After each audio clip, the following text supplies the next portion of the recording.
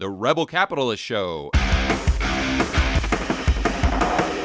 Most of when I read my comments and I hear people on Twitter that respond to tweets I make on real estate, a lot of the pushback you'll get is because I always talk about just going in single family homes, starter homes in really good neighborhoods, great school districts, because you're almost always going to have a renter there. Almost, I get it. If we go through a 1930s type of deflation, you might struggle with the renter. But people tend to look at the economy and say, okay, I think the economy is going to be bad moving forward. Therefore, they just use this blanket statement that it's going to be hard to get a renter. But that's not necessarily true. That may be true on a $15 million condo in LA, but it might not be true on a $150,000 home in a great school district in Little Rock, Arkansas, or Kansas City, Missouri. Can you guys walk me through how you look at the difference between, am I going to be able to collect rent in the future if we have a downturn in the economy? Yeah, so this goes back to markets, the types of markets Russ talked about. Geographic is one, and you've mentioned some places, but also within that, who's the audience you're trying to serve? So in general, we favor places that are landlord friendly over tenant friendly, just in terms of their laws, so that if there were a problem, in certain places, it's really hard to get a non-paying tenant out. It can take months, if not years. That's a problem when the tenant doesn't pay. You've got to make the mortgage payment. So we favor those places where the tenant's out in 15 or 21 or 30 days. So that's the first part. And then we look for the durability of rent, which has nothing to do with the current tenant. It has to do with the universal demand in the market. So, there's a lot of folks that have executive rentals, which means they couldn't sell their house. So now they're renting their 6,000 square foot house for $11,000 a month to some executive.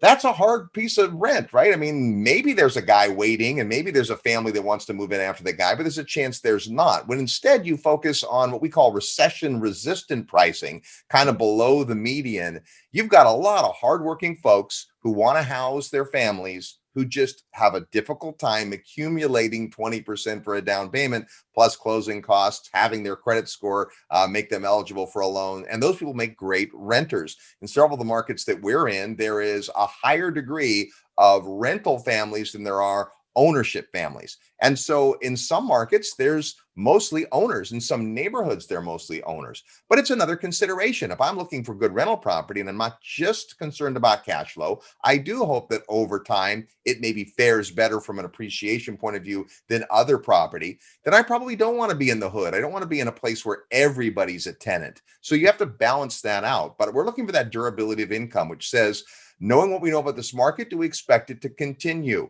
Not being able to foresee something like COVID, maybe we think a little differently now when it comes to underwriting, but still, we look for multiple stories in a market. Not just one reason people are in that market, but lots of different industries, lots of different reasons that people are attracted to a marketplace. We look for positive net in migration, meaning every day in every market, people are moving in, people are moving out. In some markets, there's more people moving in than out. That's positive net in migration. In other markets, there's more people leaving. If a lot of people are leaving, that doesn't bode well for long-term demand. If there's reasons people want to come because of quality of life, because of low state taxation, because of industry and jobs, then you're going to have a longer line of tenants waiting to move in when your current tenant moves out. Yeah, that's a great point. How are you guys looking at commercial real estate and retail right now? Because I've been back here in Phoenix for about a month or a month and a half.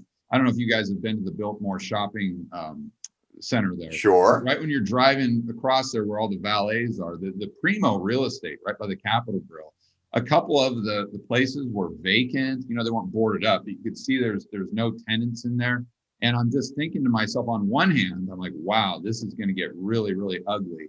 But with the Amazon effect and with COVID. But on the other hand, I'm thinking to myself, okay, well, that means it's going to get cheap. So where's the opportunity? So how are you guys looking at commercial and retail? When you look at something like what's happening in retail, some of those properties are going to go away, but some of them aren't. And so one of the challenges that Amazon has, and if you think back to when Amazon bought Whole Foods, that was a bit of a head scratcher. You're like, why did Amazon buy Whole Foods? well, what they were buying were distribution centers, and all the rage right now in distribution is distance to the endpoint. I can't remember what the right term is, but they want to be close to the delivery, right? They want to be able to provide. They need lots of distribution. So those malls that are currently empty are prime real estate, strategically located near consumers, because that's why they were built. And instead of the consumers coming to the product will go to the consumers, but the product will still move through those locations. They're just going to turn into distribution centers. And then the other part of it is going to be entertainment. So some of them are going to be better suited to be more commercialized. And that's where you kind of have to figure out, well, how does a planning commission feel? How does a community feel? And you have to watch that, because that stuff will be debated publicly, and you'll see it if you're smart before other people, and you can begin to make your move, right?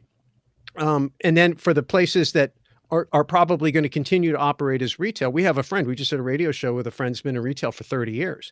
And this happened, and he lost all kinds of tenants, and he had to rewrite, and he had to work with the banks. Excuse me. And then he focused on single-use tenant, yes. And then he added a blockchain component to it, right, where he tokenized it. So instead of buying shares in an LLC, you're buying a token. It's really a fascinating story. So those are the types of things we're paying attention to, because people a heck of a lot smarter than us are thinking about how to solve these problems. And so rather than try to solve the problem ourselves with our little pea brains, what we do is we watch what the smart people are doing and try to move on it before the rest of the world sees it. It's not quite as good as being the smart guy, but at least if you're paying attention to what smart people are doing and thinking, then you can be more close to the front of the line, or get on their coattails. Yeah.